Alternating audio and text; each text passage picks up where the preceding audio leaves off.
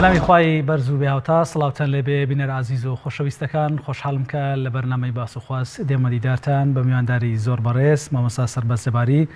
بانکخواست سەبارەت بە تەوەری بەرنامەکەمان داواکردنی لێخۆشبوون لە خوای گەورە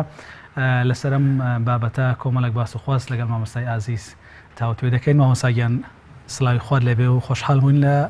بەرنامەکە ئامادە بووی. سپاس بۆ جەنابتان جەزاکەڵڵا دەستی خۆش بێ یاخۆ. زۆر سپاس جەنابی مامۆستا تەوەری بەرنامەکە داواکردنی لێخۆشبوون لە خوای گەورە مرۆڤ پێویستە تەنیا لە تنگانەدا لە ناخۆشی و ناڕەحەتیدا بیری بۆ لای ئەو بڕواکە داوا لە خوای گەورە بکات لی خۆش ببێ یاخود کار ئاسانی بۆ بکایە بەدەمیەوە بێت یان بەردەوام مرۆڤی مسلمان پێویستە لە هەموو کاتەکاندا بگەڕێتەوە بۆ لای خوای گەورە و داوای لێخۆشبوون و نزا لە خوای گەورە بکات. بەڵێ بسم الله الرحمن الرحيم الحمد لله رب العالمين والصلاة والسلام على حبيبنا محمد وآله وصحبه أجمعين. صلاة إخوة برستان ولسرجم بينران وبيسران دیارە بە وەڵامی پرسیارەکەت پێشەکێک پێویستە بوترێ ژیان بەو شێوازەیە طبیعەتی ژیان کە ژیانی مرۆڤ لە بینی ئەم دوو حاڵەتەیە ژیانیان خۆشە یا ناخۆشە. خوای پەروەردگار بڕیاری داوە ژیان وابێ لە قورئانە خوای پەروەردگار فەرمێ وەنەبلوکم بالشر والخير فتنة. بۆیە ئەمە زۆر گرنگە ئینسانی مسلمان تێبگات لە طبیعەتی ژیان. طبیعەتی ژیان وایە خوای پەروەردگار تاقیمان نەکاتەوە بە خۆشی و بە ناخۆشی. بەڵام خوا سبحانه وتعالى لە قورئانە ڕێنمایشی کردوین لە کاتی خۆشیات چی بکەین و لە کاتی ناخۆشیات چی بکەین. دیارە ئێستا ئێمە لە حاڵەتێکی ناخۆشین بەڕاستی کە دواکەوتنی بارانە لە وادەی خۆی ئەو بەڕاستی حاڵەتێکی زۆر ناخۆشە بۆ ئینسان و ئەمە مەسەلەی قەحت و وشکە ساڵی و بێبارانی و ئەمانە شتێک کە چەند جارێک لە مێژووە ڕوویداوە ڕووی شەدەن تاوەکو قیامەت. بەڵام وەکو مژدەیەکی خۆش ئیبن مەسعود و ئیبن عەباس ڕەزای خۆیان لێبێ ئەفەرمون ما عام بأمطر من عام. زۆرێک لە زانەکان لەنە فەرموودە مەرفوعیشە یعنی قسەی پێغەمبەر عەلەیهی سەڵات وسەلام. پێغەمبەری خوا عەلەیهی سەڵات وسەلام فەرمێ هیچ ساڵێک نییە باران تێیدا لە ساڵێکی تر زیاتر ببارێ ولكن الله يصرفه حيث يشاء. بەڵام ئەوەندە هەیە خوای پەروەردگار ئەو بارانە لە شوێنێک ئەوبا بۆ شوێنێکی تر یعنی ئەکرێ ڕێژەکە لە کوردستانە کەم بێ لە شوێنێکی تر زیاتر بێ وەکو ئەبینی لە هەندێک شوێنە لافاوە و چی ئەوەیە. بەڵام ئەوەی کە داوا کراوە لە ئێمە چی بکەین بۆ ئەوەی ئەم دیاردەیە لایەنە دینیەکەی بڵین. دیارە ئەو لایەنی زانستی و علمیشی هەیە ئێمە قسە لەو لایەنەیە ناکەین. بەڵام ئەوەی کە پەیوەندی بە لایەنی دینی و ئیمانیەکەوە هەبێ ئینسانی مسلمان پێویستە هەوڵدات بگەڕێتەوە بۆ قورئان و سونەت. قورئان و سونەت چی ئەم پێوتوین؟ حتمما قورئان و سونەت چارەسەری هەموو کێشەکانیان کردو. یەک لەوانە ئەم دیاردەیە ئەم بەڵایە قورئان زۆر بەڕوونی لە چەند ئاەتێکە باسی چەند شتێکەکە. یەک لەوانەی کە ئەبێتە هۆی ئەوەی کە خوای پەروەردگار دەروی خێرمان لێ بکاتەوە مەسەلەی ئیستیغفارە وەکو جەنابەت ئاماژەت پێکرد. ئیستیغفار یعنی داوای لێخۆشبوون لە خوای پەروەردگار یعنی داوا بکەی خوای پەروەردگار لێت خۆش بێ کە ئەمە چۆنە لێ ڕۆڵی کاریگەری هەیە. خوای پەروەردگار لە قورئانە لە چەند سورەتێکا بە تایبەت لە سورەتی نوحە خوای گەورە فەرمێ فقلت استغفروا ربكم إنه كان غفارا يرسل السماء عليكم مدرارا. پێغەمبەر نوح عەلەیهی سەلام ئەفەرمێ پەروەردگار من هەمیشە بە گەلوونەتەوەکەم ئەوت ئێوە زۆر داوای لێخۆشبوون لە خوا بکەن بێگومان خوای پەروەردگار لە پاداشتی ئەم ئیستیغفارەتان یورسیلی سەما عەلەیکم میدرارن چەند شتێکتان نەداتێ. یەک لەوانە بارانی بەخڕ و بارانی بەبەرەکەتان بۆ ئەبارێنێ. بۆیە لێرە ئەوەیەک هەیە پەیوەندیەک هەیە لە نێوان ئیستیغفار و بارانبارینە. زۆر باشە. کەواتە مامۆستای بەڕێز هەر لە سەردەمی پێغەمبەرانی پێش پێغەمبەری ئێمەشەوە سەلامی خۆیان لەسەر بێت دیاردەی کەمبوونەوەی باران چارەسەرەکەی بە داواکردن و کوڕنوش بردن بۆ خوای گەورە و تەوبەکردن لە گوناه و تاوان چارەسەرەکەی دانراوە هەر لەو کاتەوە ئەو سونەتە بۆ ئێمە ماوەتەوە. بێگومان دیارە یەکێک لە حیکمەتەکانی بێبارانی وشکە ساڵی ئەوانە ئەوەیە کە خەڵک ڕووبکاتە خوا بەڕاستی. ئەوە زۆر بەڕوونی خوای پەروەردگار لە سوورەی ئەنعامە ئەفەرمێ ولقد أرسلنا إلى أمم من قبلك فأخذناهم بالبأساء والضراء لعلهم يتضرعون. خوای گەورە فەرمێ بێگومان ئێمە پێشتریش پەیامبەرمان ناردووە بۆ گەلان و نەتەوەکانی پێشت و ئەی محەممەد عەلەیهی سەڵات وسەلام ئەو خەڵکەمان تاقی کردوتەوە بە حاڵەتی ناخۆشی و هەژاری و وشکە ساڵی و نەخۆشی و دەرد و بەڵاو ئەوەی کە پێی بوترێ قەیران خی پەروەردگارە فەرمێ ئەکرێ کەسێک لێرا بپرسێ بوو خواواکە لە بەندەکان لە کاتێکا خوا ڕەحمان و ڕەحیم و وەدوودە و ئێمەی خۆشەوێ و کەریمە و بەڕێزە و بۆ خی پەروەردگار فەرمێ لەعەلەهوم یەتەضەڕعون کەواتە ئەمەیش ڕەحمە خی پەروەردگار ئەیەوێت بەم نیشاندانی دەسەڵاتی خۆی بە بەندەکان خەڵک بگەڕێنەوە بۆ لای خی پەروەردگار ئەم جار دوای خی گەورە فەرمێ فەلەولا ئیذ جاءهم بەأسونا تەضەڕعوا خی پەروەردگارە فەرمێ ئەبووە ئەو خەڵکە کاتێک کە ناڕەحەتیان بۆ ئاهات زیاتر ڕویان کردایەتە خی پەروەردگار بەڵام وەلاکن قەسەت قولوبهم بەڵام لە بری ئەوەی کە خەڵک لەم حاڵەتانەیە زیاتر ڕووبکاتە خی پەروەردگار زیاتر دڵیان ڕق بووە دیارە دڕەقیش وەکارەکەی دوورکەوتنەوەی لە خی پەروەردگار و سەر قالبوونە بە شتێکەوە کە سوودێکی نییە بۆ ئینسان زۆر باش مامەسا لە ڕێنماکانی جەنابەت دوا دەردەکەوێت کە مرۆڤ بەگەڕانەوە بۆ لای خی پەروەردگار خی گەورە دەرگای ڕەحم و بەزەیی لێ دەکاتەوە چارەسەری ئەو نەخۆشیانە دەکات کە لە سەردەما جیاوازەکان بەسەر کۆمەلگاکان دێن بەڵام بە پێچەوەنەوە ئەگەر مرۆڤی موسڵمان یاخود کۆمەلگا بەگشتی بەو تاقیکردنەوەی خی گەورە نەزانەوە نەگەڕێتەوە سەرنجامی ئەو کۆمەلگایانەمان بەسەردا دووبارە نابێتەوە کە خی گەورە لە قورئانی پیرۆزدا لە کۆمەڵە قسەدەوەمان باز دەکات کە خی گەورە وەکو چەند جارێک تاقیکردنەوە دواتر لە ئینزاری کۆتاییدا کۆمەلگاکانی لەناو بردووە هەریەکە بە نەخۆشیەک لە ناوچوون تاوەکو زمانی پێغەمبەر موسا عەلەیهی السەلات وەسەلام خی پەروەردگار سونەتی وا بۆ لەسەر زەویە کە هەر کاتێک خەڵکی بە قسەی خی پەروەردگاریان نەکردایە و بەپێی پەیامی خی پەروەردگار ژیانیان هەن نەسوولایە خی پەروەردگار بەڵایەکی گەورەی بۆ ئەناردن و ئەو گەلوونەتەوەی لەناو ئەبرد و گەلوونەتەوەیکی تریانات بەڵام لە دوای ئەوە خی پەروەردگار سنەتی تەدافع سنەتی جیهاد سنەتی ڕوبەڕووبوونەوەی فەرز کرد لەسەر موسڵمانان یعنی سنەت مەبەستم پێی ڕێباز و یاسایە بۆیە ئەڵێن لە دوای بە تەحدید لە زمانی تاالوت و جالوتەوە لەو کاتەوە خی پەروەردگار ئەمەی هەڵگرتووە خەڵک لە ناوبەرێ خی پەروەردگار ئەوە ناکابێ خەڵک لە ناوبەرێ وخی پەروەردگار بەڵێنیشی داوە بە تایبەتی ئومەتی پێغەمبەر عەلەیهی سەڵات وسەلام کە ئێمە بەڵێ ئێستا ئیمانمان لاوازە کەم و زۆر دوور کەوتوینەتەوە لە سونەت و ڕێبازی پێغەمبەر عەلەیهی سەڵات وسەلام بەڵام خی پەروەردگار ئەو بەڵێنەی بە پێغەمبەر داوە کە ئومەتەکەی لە ناو نەبا یعنی ئەو بەڵا گەورانی کە هاتووە بەسەر گەلوونەتەوەکانی ترە ئەو بەڵا گەورانە بەو شێوازە نایە بەسەر ئێمەیە بەڵام ناوبەناو خی پەروەردگار شتێک نیشانمانەدات لە قورئانە خی پەروەردگارە فەرمیوە ما نرسل بالآیات إلا تخویفا ئايات یعنی دەسەڵاتی خی پەروەردگار لەم بوونەوەرەیە خی پەروەردگارە فەرمێ ئێمە ئەو بەڵگە و نیشانانەی خۆمان کە نیشانیانە دەین بوومە لەرزەیەکە بێبارانیەکە وشکە ساڵیەکە شتێکی ترە دیاردەیەکی ترە ئەکرێ بە تایبەتی کە ئێمە ڕۆژ بە ڕۆژکە بەرە و چۆنەڵێ کۆتایی ژیانە ڕۆین ڕۆژ بە ڕۆژ نیشانەکان زیاتر دەبینین خی پەروەردگارە فەرمێ ئەوە هەموو بۆ ئەوەیە ئەو خەڵکە شتێک بێ بە دڵیانەوە بگەڕێنەوە بۆ لای خی پەروەردگار و تەوبە بکەن و خی پەروەردگار لیان خۆش بێ زۆر باش مامەسا هەر جگە لە بابەتی دیاردەی کەمبوونەوەی باران یاخود ئەوی کە باز دەکرێت دەڵێن خی گەورە ئاوی لە ئاسمانەکان گرتوتەوە تا مرۆڤ داوای لێخۆشببوونی لێ دەکات یاخود لەسەر ئەو سێرپێچیانێکە هەیەی تەوبە دەکات بابەتی ڕوودانی بوومە لەرزەش کە ماوەیەک بەر لە ئێستا هەم لە کوردستانی عراق هەم لە کوردستانی ئێران ڕوویدا زۆر لە بانکخوازانی وەک جەنابەت و مامۆستایانی ئاینی لەسەر مینبەرەکان هۆکارەکان بەشێک لە هۆکارەکان بەوە گەڕاندەوە کە ئیمامی عومەریش قسەیەکی لەو ڕۆ هەیە کە دەڵێ بوومە لەرزە لە هەر شوێنە نادا گەر خەڵکەکەی نەکەوتبنە ناو بێئەمری و تاوانەوە ئەمەش هەر پەیوەندی بە ئەنجامدانی تاوان و سەرپێچی کردنی خەڵکەوە هەیە بێگومان بڵێ ئەوەش بە جۆرێک لە جۆرەکان وەکوتم دیوێکی بریتە لەوەی کە خی پەروەردگار خەڵکی پێ ئاگدارەکاتەوە فرمودێکی صحیحیشمان هەیە ئەنەسە فەرمێ لەگەڵ پیاوێک کاچوونە لای عایشە ڕەزای خۆیان لەبێ ئەمە دوای وەفاتی پێغەمبەر عەلەیهی سەڵات وسەلام دیارە لە زمانی پێغەمبەرا بوومە لەرزە نەبووە و لە زمانی ئەبوبەکریشانە و لە زمانی عومەرە یەکەم بوومە لەرزە ڕوویداوە لە دەوڵەتی ئیسلامیە ئەنەسە فەرمێ چوونە لای عایشە وتمان دایکمان کە پیان و تۆ دایکی ئیمانداران بەڵکو فرمودەیەکمان بۆ بجێڕێتەوە لە پێغەمبەر و عەلەیهی سەڵات وسەلام دەربارەی بوومە لەرزە شتێک لە لای تۆ هەبێ ئەمە نەمان بیستە بێ ئەڵێ عایشە پێی خۆش نەبوو چکە بابەتەکە ترسناک و ئەوە بوو ئەمە دوای وەفاتی پێغەمبەر عەلەیهی سەڵات وسەلام عایشە پێی خۆش نەبوو جارێک وەڵامی نەدانەوە جاری دووەم ئیلحاحیان لێ کردو ئەوانە بۆیانی باس کرد کە بوومە لەرزە هۆکارێکیان ئەمەیە فەرمووی پێغەمبەری خوا عەلەیهی سەڵات وسەلام فەرمووی هەر کاتێک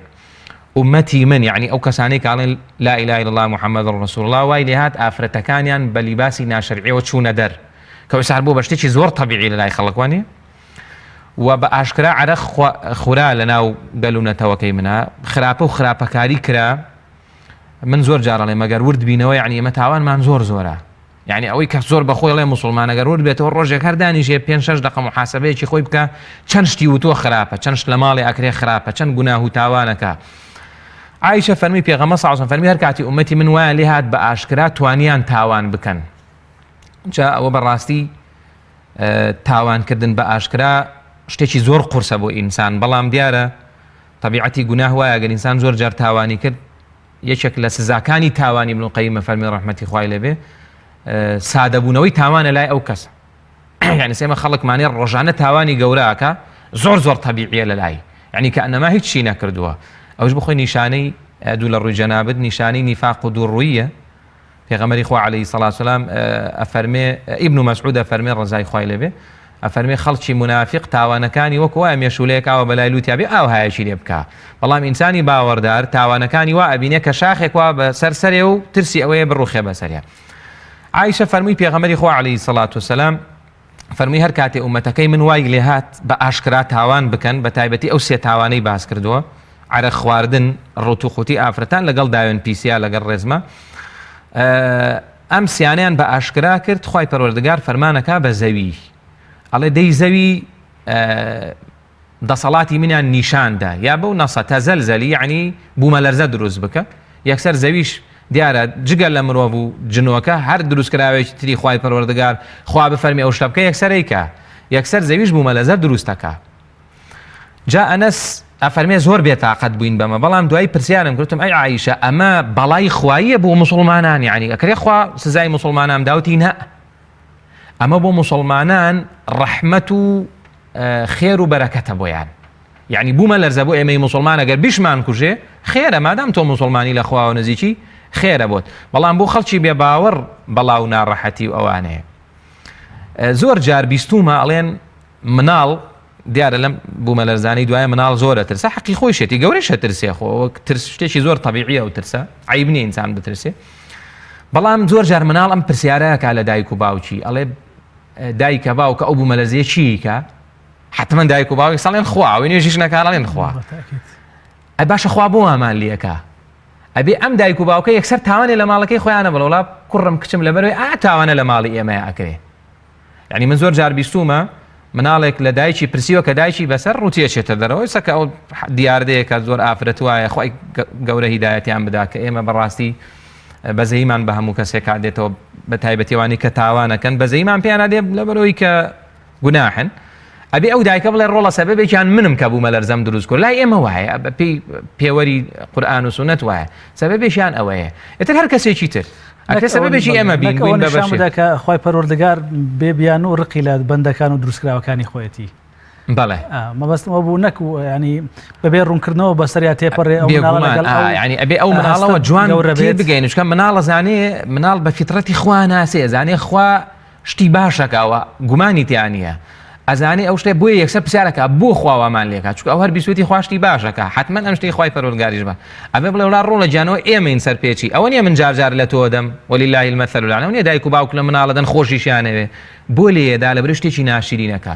بۆ خواواکە بوومە لەرزانێرێ لەبەرەوە بەندەکان شتی زۆر ناشرینەکەن خوای پەروەردگار ئاگاداریانەکە زۆر باشە مامۆستاجیان سەبارەت بە مەسەلەی گوناه و تاوان لە کۆمەلگادا وەک ئەوەی کە جەناوت باست کرد کۆمەڵی کەس ئەسڵەن گوناه و تاوان زۆر لەلای ئاسایی بۆتەوە یان هەر گوناحی دەکات ئیمانەکەی ئەوەندە لاواز بووە ڕاناسڵەکەی لەگەڵی و بیر لەو ناکاتەوە جارە تر نەسەوە سەر ئەو گوناهە ئەمە مەسەلەی هەر بابەتێک باس بکەین دەگەڕێنەوە سەر مەسەلەی حکومڕانی و سوڵتە و ئەوە وڵاتی ئێمە سوڵتەی حکومڕانی ئەم وڵاتە تا چەند هۆکارە بە ئەوەی کە خەڵک زۆر بە ئاسانی بڕاتە ناو گوناه و تاوان یاخود چه فەزایەکیان دروست کردو بەوەی کە خەڵک تێیدا گوناه و تاوان دروست بکات وڵاجە ئەوە گومانیتیان نیە سوڵتە و دەسەڵات هۆکارێکی زۆر گەورن بۆ خۆشی و ناخۆشی وڵاتیش بۆیە زۆر جار خەڵکێک ڕەنگە ئەو پرسیارە بکات بڵێ بۆ وڵاتی کافر هەندێک دار تووشی ئەگەر چی وڵاتی کافریش تووشی ئەوانە ئەبن ناڕەحەتریش بەڵام لە شوێنێکا دادپەروەری هەبێ خوای پەروەردگار کەمتر بەڵانێرێ بۆ ئەو خەڵکە بەڵام کە زوڵم و ستەمەکە زۆر بوو پەرەیسەند خوای پەروەردگاریش حتمەن من بابەتێکم خوێندەوە ئەمڕۆ ئەڵێ یەکەم هۆکار لەو هۆکارانی کەوا ئەکا بێبارانی ڕووبکاتە خەڵک ئەلکیبریا و فی الأرض لوودبەرزی. ئایا ئەم بەرپرسانی وڵاتی ئێمە لوودبەرز نین؟ ئەرێ بڕۆژە نایەنە بازار لەگەڵ و خەڵکەیە بژین و بزانێ و خەڵکە چیەکا و چۆن ناکاو ئەوانە. لە کاتێککە ئەسڵ لە دەسەڵاتە ئەوەی هەمیشە لە ناو خەڵکا بێ، بەڵام کەس دەسەڵاتی ئێمە هەر نابینێ. جارێ لە تەلەڤیزیۆنی شۆ نایان بینین ماوەیەکەوە نیە، ئەو بەڕاستی ئەو پەڕی نەکبەتیە. لێرە لەو کتێبا کە من وتارەکەم تیا ئەو ئامادەکردووە نووسراوە یەکەم هۆکار لە هۆکارەکانی وشکە ساڵی ئەلکیبریا و فی الأرض. اینجار لوودبەرزیە بەهۆی ماڵ و سامان و سوڵتە و ئەوە کە ئینسان لە خۆی بایی بێ، ئەمە بە زۆری لای دەسەڵاتدار هەیە. و هەر سوبحان الله دەسەڵات تەبیعەتی وایە، پۆست و پلەپایە ئەوانە ئەگەر ئینسان زۆر وریان نەبێ، زۆر ئیماندار نەبێ، ئەی گۆڕێ، کە ئەوە یەکێکە لە هۆکارەکانی گۆڕینی ژیانی ئینسان. یعنی زۆر جار ئیمامی غەزالیە فەرمێ ڕەحمەتی خوای لەبێ لەو شتانەی کە ژیانی ئەم مرۆڤەتیەکەیە و ئەی گۆڕێ دەسەڵاتە سوڵتەیە. زۆر جار من و تۆ ڕەفیقێکمان هەبوو پێکەوە لەسەر ڕەحلەیەک دانیشتون و لە مەکتەب و ئەوانەیە ئەسێ سڵاومان لێ ناکایە، هەر نامان ناسێ، خزمێکە هەر سەردانە ناکە، هەر ئەحواڵیشی ناپرسێ، خۆ مسڵمانیشە. بۆ بەڵێ احتیمالی ئینسان عوزری بۆ بێنێتەوە بڵێ سەرقاڵە و چی وانە، بەڵام بەشێکی ڕەنگەوە بێ لوودبەرزی بێ نایەتە ناو خەڵکە. زۆر یعنی بێگومانی لەوەی کە دەسەڵات هەمیشە ڕۆڵی سەرەکی هەیە لەم بابەتەیە، چونکە وتراوە الناس على دین ملوکهم، یعنی ئەو خەڵکە لەسەر بەرنامەی ئەوانن. دەسەڵات چی بڵاوەکات، چی بە خەڵکەڵێ، چی فێری خەڵکەکە، گەندەڵی و خراپە و گوناه و تاوان و فەساد و هەرچیەک خوا پێی ناخۆشە لەم دەسەڵاتی ئێمە بینیمانە لەم 26 ساڵە. یعنی من ڕۆژێک لەو بەینا بیرم کردەوە سەرپێچیەکی قورئان نییە ئەم 26 ساڵام ئەلمانیانە نەیان کرد بێ لەم وڵاتی ئێمە، یعنی هەرچی تاوانێک هەیە لە قورئان و سونەتە ئیلا ئەم وڵاتی ئێمە کردوێتی. بەڵێشتی باشیشیان هەیە و باسی ئەوەش کراوە ئەکرێ ئەوانە، بەڵام ئەوە بێگومان کە ئەو هۆکارێکی زۆر گەورەیە بۆ ئەوی کە خوای پەروەردگار دەروی خێرمان لێ بکاتەوە. جا ئێمە پێویستە ئەمانەی خوارەوە چی بکەین، ئێمە نەبینە سوتەمەنی ئەو دەسەڵات. بزەبەن سەویستم هەر ئەو پرسیار لە جەنابەت بکەم. زۆربەی کات خۆمان لە کۆڕ و مەجلیسەکان باس لەوە دەکەین کە ئەوەی کە لە دەسەڵاتیشە کوڕی میلەتەکەیە، کوڕی خەڵکەکەیە، چی بکەین بۆ ئەوەی کە لە ناو خۆماندا لە خواری خوارەوە ئەوە هاوڵاتیەکی سڤیل چ جۆرە ئاشتیەک، چ جۆرە دابوونەریتێک، چ جۆرە پابندیەک بە ڕێباز و سونەتی پێغەمبەر و درودی خوای لەسەر بێت دروست بکەین بۆ ئەوەی کە ڕنگدانەوەی بۆ سەر و خۆمان هەبێ، ڕنگدانەوەی بۆ ئەو کادرانەشە بێ کە لە ناو دەسەڵات و سوڵتە و دەسەڵاتە بەرزەکاندان. ئەرکی ئێمە چیە لە خوارەوەکە کە دەسەڵات لەگەڵمان باش نییە؟ بەڵێ دیار ئێمە پێغەمبەر صلی الله علیه و سلم فێرمانەکە ئەفەرمێ ئونصر ئەخاکە ظالما ئەو مەظلوما، براکەت کەسەکەت هاوڵاتیەکەت سەرخە ئەگەر ستەمکار بوو یا ستەم لێکراو بوو. زۆر کەس لە معنای ئەو فەرموودە تێناگات چۆن ستەمکار سەرەخەین. پێغەمبەر صلی الله علیه و سلم فەرمی دەستی بگرە مەیە لە زوڵم کە. ئێمە مادام دەستی ئەو دەسەڵاتەمان پێ ناگیرێت، چونکە دەستی نابینی، نازانین لەکوێیە، نازانین چۆنەژێ، مادام ئەوە ناکەین با نەبین بە بەشێک لەو زوڵم و ستەما. ئێستا ئێمە خەڵکێکی زۆرمانەیە 5 فەرز لە مزگەوتە، نوێژ خوێنە، ئەهلی دینە، حەجەکە، عومرەکە، لە دڵەوە مەحەبەتێکی بۆ ئەم زاڵمانە قڕی کردوتە سەر خۆیان. قیامەتیش ئێفەوتە ئێمە بەڕاستی ئێمە بین بۆ خۆمان چابین. ئەمە لایەنێکی تریشی ئەو خەڵکێکی کە لەگەڵ ئەم زاڵمەیانێ بۆ خۆی زاڵمە. یعنی خەڵکێکی زۆر وەکو تراوە هەتا زاڵم نەبێ خوای پەروەردگار زاڵمی گەورە نانێنێ. ئەو خەڵکیش لە خوارەوە زوڵمەکە، لەو بازاڕێ چەندێک غەش و فرت و فێڵە کرێ، لە دایرەکانە چەندێک فرت و فێڵە کرێ، ئەو خەڵکی خوارەوە چەندێک ڕەشوە وەرەگرێ کە ئێستا جاریوە ئیش لە دایرەیەکە ئیشەکە ناڕۆ تا ڕەشوەیەک نەدەی ئەوان. ئەمانە هەموو تاوانن خەڵکی خوارەوە ئەیکا. دواتر بۆ خۆمان یعنی لەگەڵ ماڵ و مناڵ و خزم و کەسوکاری خۆمانە چەندێک لەگەڵ خێزانمانە ئێمە زوڵممانەیە، لەگەڵ مناڵمانە زوڵم هەیە، لەگەڵ دایک و باوکە زوڵم هەیە، تاکەکان لەگەڵ یەکترە. هەر یەکێک لە ئێمە کە حەقی خۆیت، یعنی ئێستا ئەگەر ئێمە بمانێ باران بارێ، هەر موسڵمانێک ئێستا گوێی لە منە بارێکێکمان واز لە یەک تاوان بێنین، یەک تاوان خوای پەروەردگار دەروی خێرمان لێ کاتەوە. ئەگەر چی ئێمە قەناعەتمان وایە یەک موسڵمان تەوبە بکا بەڕاستی خوای پەروەردگار دەروی خێرمان لێ کاتەوە. لە زمانی پێغەمبەر موسایە کە ئەمە لە کتێبەکانە زۆر باس کراوە و ڕەنگە زۆر جاریش باس کرابێ. زمانی پێغەمبەر موسا عەلەیهی السەلام وشکە ساڵی بوو. پێغەمبەر موسا بۆ خەڵکەی وت کە دیارە بەنی ئیسرائیل زۆر بوون، ڕێژەیان زۆر بوو، بۆ خەڵکەی وتە چین بۆ نوێژە بارانە، کە ئەوانش عادەتیان وا بۆ نوێژە بارانە لە دەشت و دەرا کردووە. 700,000 کەس لەگەڵ پێغەمبەر موسا چوون بۆ نوێژە بارانە. 700,000 کەس. ئەڵێ پێغەمبەر موسا دیارە کەلیم وڵایە و ڕاستەوخۆ قسە لەگەڵ خوای پەروەردگارەکە، وتی پەروەردگار بارانمان بۆ بارێنە، زۆر داوای کرد. خوای پەروەردگار فەرمی موسا بارانتان بۆ نابارێنم. پێغەمبەر موسا ئەم خەڵکە مسڵمانە و زۆرە کوڕوزێت، لەناو ئەم خەڵکەیە یەک تاوانبارێکەیە 40 ساڵە گوناهەکە، 40 ساڵە تاوانەکە، باران نابارێنم بۆتان. خوای پەروەردگار فەرمیێتە. پێغەمبەر موسا بە خەڵکەکەی وت، وتی خەڵچینە خوای پەروەردگار وا فەرمیێ چێ تاوانبارە با بێتە دەر، تاوانباریش خۆیە ناسێ، ئەو پیاوەی کە 40 ساڵە یاخیە لەخوا سەیرێکی ئەم لاولای کرد کەس نەچوێ دەر ئاوا سەرێکی داخست و بەدڵوتی خۆیەتەوە بەبێ دەستی کرد بە گریانیش هەتا لە کتێبێکان خوێنڵی سەری خستەنا و لیباسەکەیەوە ئاوها سەری نەوی کرد و زۆر کوڕۆزایەتی خوای پەروەردگار فەسحم مەکە سەرشۆڕ مەکە من دەرناچم بەس وعد بێ لێرەوە من دەستە و گوناها هەڵگرم تەوبەی کرد موسڵمانیش بووە تەوبەی کردووە لە تاوانێک کە 40 ساڵ بۆ جیرۆ دەبووە پێوەی سبحان الله ئەڵێ دنیا ساماڵ بوو هەر تۆزێکی پێچ و خوای پەروەردگار هەوری نارد و باران باری و پێغەمبەر موسایش تەعەجوبی کرد فەرمووی پەروەردگار خۆ تاوانبارەکە دەرنەچوو بۆ تاوانت بۆ بارانت باران بۆ من خوای پەروەردگار فەرمووی تەوبەی کرد ئەو تاوانبارە پێغەمبەر موسا عەلەیهی السەلام فەرمووی پەروەردگارم ئەو تاوانبارە بناسم مادام تەوبەی کردوانە خوای پەروەردگار فەرمووی من ئەوە 40 ساڵە تاوانەکە فەسحم نەکردو ئێستا تەوبەی کردووە چۆن پێتە ناسێنم یعنی تازە بۆ بە خۆشەویستیم چونکە ئین الله یحب التوابین لەبەرەوە ئێمە هەمومان تاوانبارین ئەوەی کە ئەڵێ تاوانم نییە لە هەموو کەس تاوانبارترە کەس نەڵێ تاوانم نییە هەمومان تاوانباری مڕاجعە وەکو مڕاجعەیەکی خۆمان بکەین چەندێک تاوان هەیە لە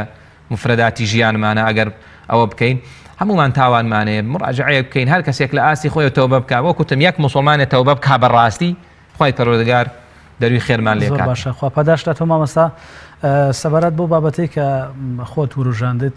ئەوەی کە خەڵک لەناو خۆیاندا باش نەبن و بۆ لای خوای گەورە نەگەڕێنەوە و داوای لێخۆشبوون تۆ بۆ لە خوای گەورە نەکەن جگە لەوەی کە خوای گەورە نیشانەکانی دەسەڵاتی خۆیمان نیشان دەدا وەک کەمکردنەوەی باران و ڕوودانی بوومەلەرزە ئەوەشیان هەر تاقیکردنەوەی خوای گەورەیە کە خوای گەورە بەشێک لە دەسەڵات و حاکم و برا گەورەکان بە ئەوان تاقیمان دەکەوە بەوەی کە زوڵممان لێ بکەن بەوەی کە ستەممان لێ بکەن بەوەی کە ئەوەکو باست کرد خۆیان لە کبریا ئەدابن لە تەکەبوردا بژین و نێنە ناو خەڵک و خۆیان نێنە ئاستی خەڵک و خەڵکیش نێڵن بگاتە ئاستیەوەن ئەوەشیان هەر سزایەکی خوای گەورەیە بۆ خەڵک بەڵاکانی خوا و بەڵانی خوای پەروەردگار ئەهێنێ بەسەر مرۆڤەکانە دوو جۆرن یەکیان پێوترێ بەڵای کەونی ئەوە دەسەڵاتی ئێمەیتیانە بەس ئەو نەمان لەسەرە تەوبە بکەین و ڕوو بکەینەوە ینی پێمان ناگۆڕدرێ مەگەر بەوەی ڕوو بکەینەوە خوای پەروەردگار وەکو ئەوەی کە هەیە جۆرێکی تر بەڵا هەیە ئێمە ئەتوانین بیگۆڕین ینی گۆڕانکاری تیا بکەین هیچ نەبێ بۆی کە خۆمان بگرینەوە لەو زوڵم مستەمە ئەوەیان بێگومان وایە بەڵێ ئەمە خوای گەورە لە قورئانە فەرمێ ولكن ليبلو بعضكم ببعض خوای پەروەردگار بۆیە موسڵمانان سەرناخە هەندێک جار کافر و زاڵم سەرەخە خوای پەروەردگار بەشێکی نەک هەمووی بەشێکی حکمتێکیان هۆکارێکی بریتە لە تاقیکردنەوە بێگومان ئەوە تاقیکردنەوە بەڵام ئەم تاقیکردنەوە ناتوانین بیگۆڕین بێگومان حتممە نتوانین بیگۆڕن هیچ نەبێ بەوەی کە من چۆنە لە دەنگێکی لێکەم بکەمەوە هیچ نەبێ لەوەی کە دەسی بگرم ئەگەر پێم بکرێت لەوەی کە هیچ نەبێت کە بەشداری زوڵمەکەی نەکەم بێگومان ئەوەی جۆرێکە لە تاقیکردنەوەی خوای بەڵێ زۆر باشە مامۆستا ئەوە بە شێوەیەکی گشتی ئمە باسی کۆمەلگامان کرد ئەگەر بینە سەر باسی تاک و خێزان خاوەن خێزان یاخود سەرۆک خێزان تا باوک دواتر دایک چ ڕۆڵێکی هەیە لەسەر ئاراستەکردنی ڕۆڵەکان لەسەر ئاراستەکردنی نەوەکان بەو پێی کە ئێستا بەهۆی بڵاوبوونەوەی کۆمەڵێک لە خزمەت گوزاریەکانی ئینتەرنێت و بابەتەکانی دیکە تا چەندە هۆکارە بە ئەوەی کە گەنج و لاوی ئێمە بەلا ڕێدا بڕوات و تووشی گوناه و سەرپێچی بێت لەوانەشە زۆر بە ئاسانی بتوانێت لە موبایلەکەی خۆیەوە کۆمەڵە گوناه و تاوان ئەنجام بدات ڕۆڵی دایک و باوکەکان بۆ ئەوە چیەکە ئەو مناڵە ئەو هەرزەکارە و نەوجەوانە لەگەڵ گوناه گەورە نەبێ سەرپەرشتی بکات چاودێری بکە بەڵێ وڵاجا ئەمە بۆ خۆی پێویستی بە چۆنەڵێ بەرنامەیەکی سەر بەخۆ هەیە بەڵام حەزەکەم هەر ئاوە لە چەند خاڵێکە بە کورتی ئێمە زۆربەی زۆرمان خوای پەروەردگار نیعمەتی مناڵی پێداوین زۆربەمان دایک و باوچین نیعمەتی مناڵ نیعمەتێکی زۆر گەورەیە ئەوانە زیاتر قەدرێزانن کەنیانە ئەم نیعمەتی مناڵە بێ زۆر بە باشی لەگەڵا بڕای ئینسان پێشینانی ئێمە زۆر بە دەقیقی مناڵیان پەروەردە کردەوە یعنی زۆر بەداخەوە مناڵە بینم 15 ساڵ ئایەتەل کورسی نازانێت دایک و باوکشی موسڵمانن دوێنێ لە نوێژی جوموعەیە دوای نوێژ دووسێ مناڵ گەورە بوون ئەوە ینی پێوترێ مێن منداڵ پۆلی 6 و 7 و ئەوانە دوان جۆم لێ بوو دوای نوێژی چانوی بان نوێژی نیوەڕۆیش بکەین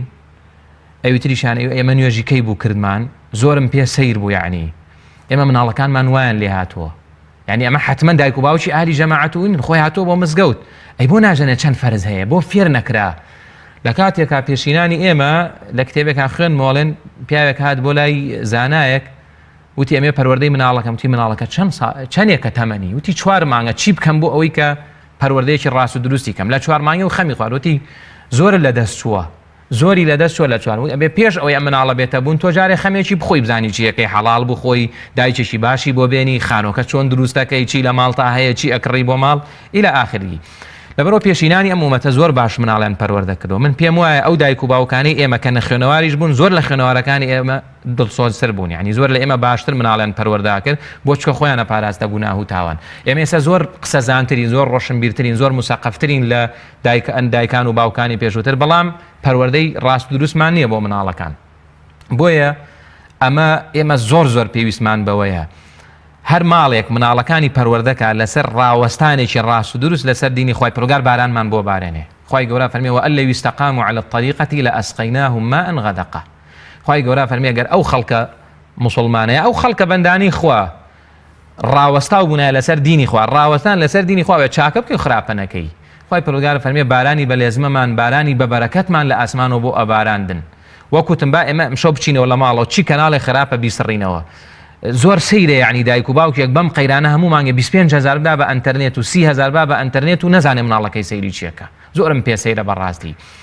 ئەم جار ئەوە بە دیوێکە بە دیوێکی ترە یعنی ئێمە زۆر لاوازین لەوەی نەتوانین مناڵەکانمان لای خۆمان دانیشن یەکسەر ئەم مناڵە شەوی لێدێ عەسری لێدێ یەکسەر ڕاکاتە دەرەوە 12 شەو دێتەوە 11 شەو بوو چونکە ئێمەی دایک و باوک زۆر لاوازی نەمانتوانی و جەزبی ئەو مناڵە بکەین بۆ لای خۆمان لە کاتێک ئەمە لە پەروەردەیان زۆر هەڵەیە لە زمانی ئیمامی مالیکە پیاوێک لە ئەندەلوسەوە کە ئەندەلوس ئەو کاتە وردە لەوەیە بوون زۆر گەشە بکەن زمانی ئەمەوەکان بۆ دواتریش عەباسیەکان لە ئیمامی مالیک لە زمانی لە هەردووشیانە ژیاوە لە زمانی ئیمامی مالیکە گەنجێک لە ئەندەلوسەوە دێ بۆ لای ئیمامی مالیک ناوی یەحیای لەیثیە یەحیا دوای ئەبێتە عالمێکی زۆر گەورە ئەڵێ عەسر لە مەجلیسەکەی ئیمامی مالیکا بووم ئەمە نمونەیەکی پەروەردەیە کە باسەکرێ ئەڵێ تەلەبەکان وتیان فیل هاتە مەدینەوە هەشتێکی سیر بووە فیل بێتە شاری مەدینەوە لەو بیابان و ئەوانە کە وتیان ئەلفیل هەمویان ڕایان کرد قوتابیەکان هەمویان ڕایان کرد بۆ فیل بەس من مامەوە ئیمامی مالیک وتی ڕۆڵە تۆ بۆ ناڕۆین بۆ سەیری فیل وتی جئت من ئەندەلوسە لأراك لا لأرى الفيل وتی من لەو پەڕی دنیاوە هاتووم کە بێتە ئەوروپا وانە ئەندەلوس ئیسپانیا ئێستا وتی من لە ئەندەلوس هاتووم بۆی تۆ ببینم ناک فیل ببینم ئەڵێن ئەم قوتابیە خۆشەویستی ئیمامی مالیک لە دڵیا بووە بۆیە وتیانە فیل هەرچیەکە نەچۆتە دەر لە مەجلیسەکە ئیمامی کە شتێکی زۆر عەجایبش بووە بەڕاستی زاناکان ئەڵێن ئێمە ئێستا مناڵەکانمان وە پەروەردە نەکرۆ نەمیان خۆش بێ هەر یەکسەر کلیجێکیان بۆ دێ لایکێکیان بۆ دێ نازام چیان بۆ دێ نامەیەکیان بۆ دێ یەکسەر ڕاکا بۆ لای ئەنتەرنێت و تەلەڤیزۆن و شتەکە دایک و باوکەر ئیهمالەکە جاری هەر لە دایک و باوشی تووڕابێت بۆ ئەوە لاوازی ئێمە نەمانتوانێت ئەو نەقسە خۆش بۆ مناڵەکانمان بکەین کە دڵیان ڕاکێشین بۆ لای خۆمان لە کاتێکە ئێمە دایکمان باوکمان باپیرەمان خوا عەفویان کە ئەوانیان کە مردوون کۆیانە کردینەوە چیرۆکێکیان بۆ جێڕاینەوە ئیتر چیرۆکە چەندێک ئەسڵی هەبوو بەیانە بوو بێ هەنێکی ئەسڵی هەبوو هەنێکێنە چیرۆکی پەروەردەیی جوان و خەڵکیش دڵی خۆش بوو مناڵیش سیحەتیشی باش بوو زوو ئەخەوتو لە مەکتەبیش زیرەک بوو فێری خوێنەواریش هەبوو باوەڕ ڕەبێ قوتابیمان هەیە لە پۆلی دەی ئامادەی نازانم نووسی عەبدوڵڵا لەم ڕۆژانە ناوەکانم ئەوە کردووە تەرتیب کردو قوتابیەک نەیزانم نووسی عەبدوڵڵا لە پۆلی دەیە ئەمە بەڕاستی ئەوە وەک پێم وتی ئەوە مەیدانێکی زۆر فراوانە قسە زۆر هەڵەگرێ بەڵام بەس دایک و باوک ئەوە بتوانین ئێمە دڵی مناڵەکانمان بۆ لای خۆمان کەمەند کێش ئەوەش بەوا بێت کە زۆر باشبی لەگەڵ مناڵە زۆر بە ئەخلاقبی زۆر دینداربی زۆر قسەت خۆش بێ لەگەڵانە زۆر وشەی شیرین لەگەڵانە بەکاربێنی جنێ و نەڵی بە مناڵ لە ماڵا گوناه و تاوان بە ئاشکرانەکەن خوا ئەو مناڵە ڕاناکاتە دەر زۆر باشە بەڵێ خوا پاداشتاتەوە مامۆستای بەڕێز سەبارەت بە ڕۆڵی زانایانی ئاینی خۆتان دەزانن لە هەر بارودۆخێک پەیوەست بە بابەتی گوناه و تاوان یاخود سەرپێچیکردن زانایانی ئاینی کۆمەلگا ئاراستە دەکەن لە مینبەری مزگەوتەکانەوە یاخود لە هەر هۆکارێکی دیکەی ئامۆژگاریکردنەوە بێت زۆر جار خەڵک کە خۆی دادنیشێ بەیەکەوە باس لە وتاری زانایانی ئاینی دەکەن یاخود چۆنیتی وتارەکان دەکەن باس لەوە دەکەن پێویستە ئامۆژگاری زانایانی ئاینی تایبەت بێ بە بابەتی ڕۆژ ئێستا کە بارودۆخی هەرێمی کوردستان وایە کەوتونێتە کۆمەڵێک قەیرانی دیکەوە بەر لە هاتنی بوومەلەرزە و کەمبوونەوەی ڕێژەی باران لە ئاسمان و بۆ زەوی هاوڵاتیانی هەرێمی کوردستان کەوتونەتە کۆمەڵێک قەیرانی دیکەی ژیانەوە کە خەڵکی گرفتار کردو و سەرقاڵ کردو زۆر جار خەڵک بۆ هۆکارەوە باز لەوەش دەکات کە دەڵێ ئێمە عیبادەت و دیانەتیشمان لەبیر نەماوە لەسەر ئەو گرفتانەی کە ڕۆژانە ڕوبەڕوومان دەبێتەوە ئەرکی زانایانی ئاینی چییە بۆ ئاراستەکردنی خەڵک یاخود ترساندنی خەڵک لەسەر ئەنجامدان و بەردەوامبوونی تاوان بۆی کە بابەتەکانی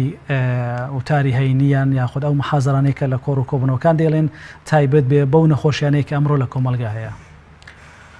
مامۆستایانی ئاینی هەمیشە جێی دەستخۆشی و ڕێز و حرمەت و ئەون بێگومان هیچ کاتە مامۆستای ئاینی شتی خراپ ناڵێ، بەڵام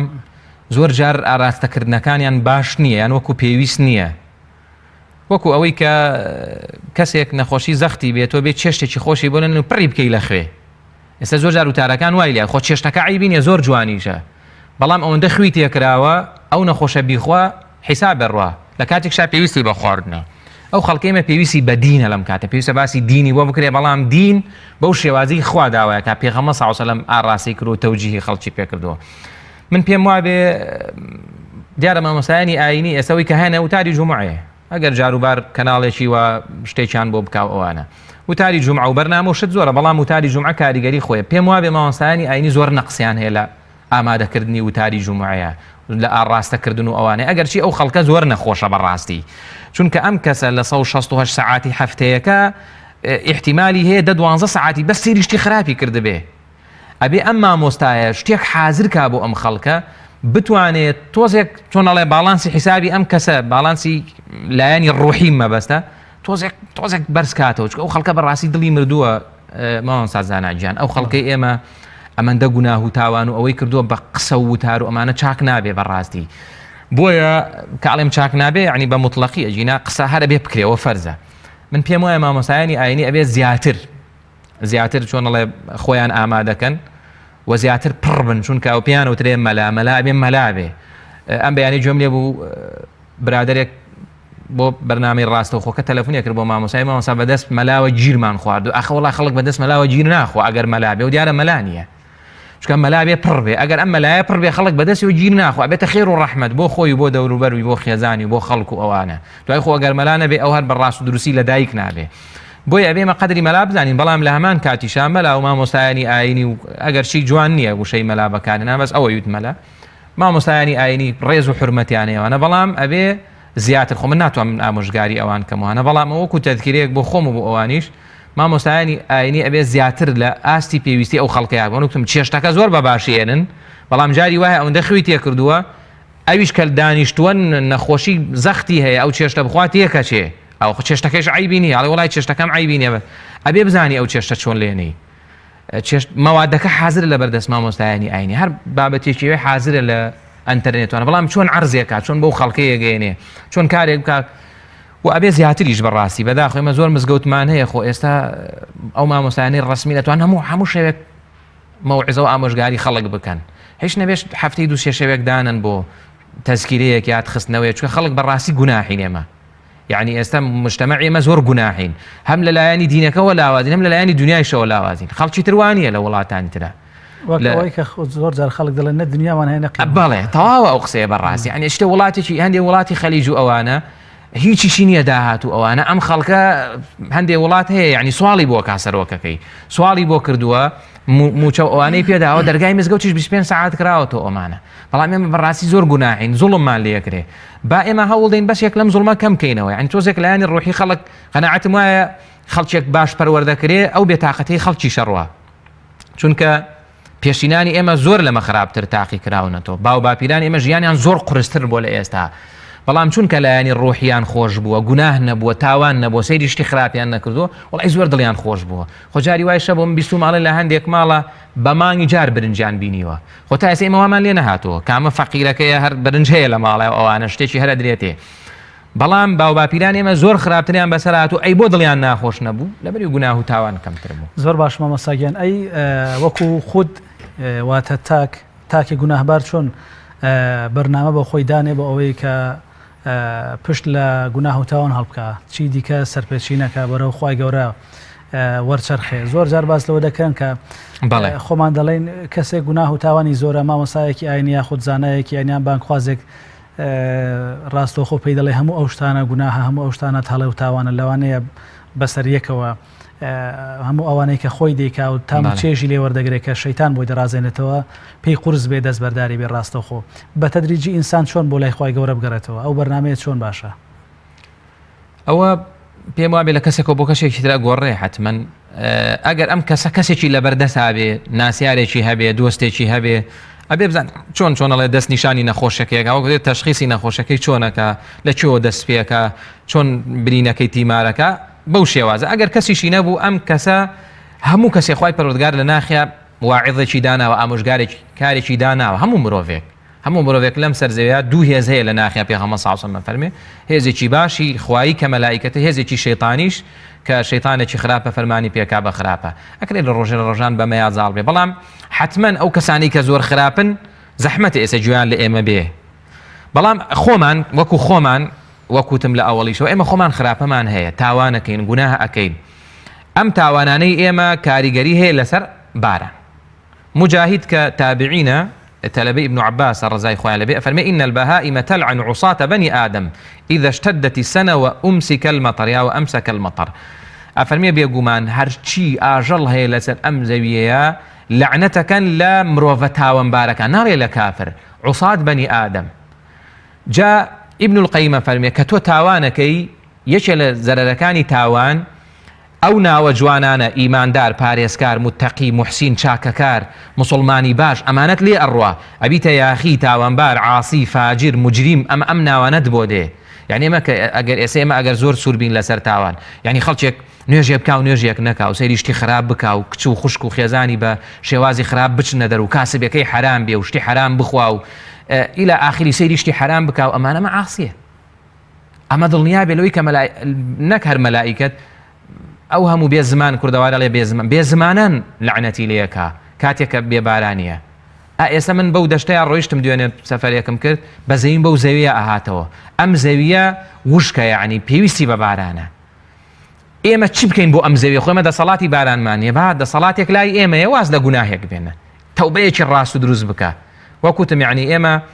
زۆر جارەڵێم لە گەڕەچێکا چەند نوێژ خوێن هەیە لە گەڕەچی مزگەوتێک عنی مزگەوتێکە لە شوێنێکە جاری وایە 200 مکەلەفیتیایە 300 مکەلەفیتیە دە کەس نوێژی بەیانیەکە لە جێی خۆیان و کاتی خۆیان ئەوانە لە ماڵێکا جاری وایە 5 ئافرەتەیە هەر 5یان بە لیباسی ناشەرعیە چنە دەرەوە پێغەمبەر صلی الله علیه و سلم لعنەتی لێ کردوون عاسینەوە تاوانبارە ئیتر با شەیتان بڵێ تۆ تاوانت چییە اینجا ئەمە عادەتی شەیتانە کام کەس تاوانبارە ئێستا بێنی لەو کۆمەڵگای ئێمە بڵێ ئەمە تاوانە لە جا بۆ تاوانە یەکسەر وە ئەڵێ ئەو بەڕاستی زۆر خراپ ئەمە زۆر قورستر ئەمە ئەبێ زۆرمان بەزەی پێ ئەمە زۆر نەخۆشە ئەمە چۆنەڵێ لە لێواری مەرگە یعنی دڵی بەرەو مردن و ئەوانە چێ ئەمانە ئەبێ زۆر دوعای خێران بۆ بکەین خوا هیدایەتیاندا ئەگەر دەستیشمان لێ گیر بێ دوو قسەی خێران بۆ بکەین بۆ ئەوەی کە خوای پەروەردگار ڕەحم بە خۆشمان و بە هەموو ڕوح لەبەرەکانی تر بکات زۆر باشە مامۆستا بەر لە کۆتایی ئامۆژگارێک بە پوختی بۆ تاوی ئەو بینەران و بیسرانەی کە ئێستا گوێبستی بەرنامەکەن و بینەری بەرنامەکان سەبارەت بە پشت هەڵکردن لە گوناه و تاوان و گەرانەوە بۆ لای خوای پەروەردگار بۆ ئەوەی کە خوای گەورە لەم مشکە ساڵیە بەتایبەت کە جوتیارەکان چاوەڕوانی ڕەحم و کەرەمی خوای گەورە لە ئاسمانەوە چ ئامۆژگاریەکت هەیە بۆیان بەڵێ جا بۆ هەر جوتیار یعنی ئێمە هەر ئینکەین بۆ ڕاستەکەی جوتیار لە هەموو کەس زیاتر چاوی لە ئاسمانەوە ئەوانە بەڵامە بێ ئێمەیش یعنی خۆ مەسەلەی بێبارانی کابرایی باران بارێ من خەمی بیرەکەی خۆمە ئەو بیری هەیە و ئەو جوتیارە و ئەو هەر کەسێ خەمیشتی خۆیەتی ڕەنگە هەزار نەخۆشی هەبێ ئێستا بڵاو بێ بەهۆی بێبارانی ئەوانە بەڵام ئێمە گومانمان لە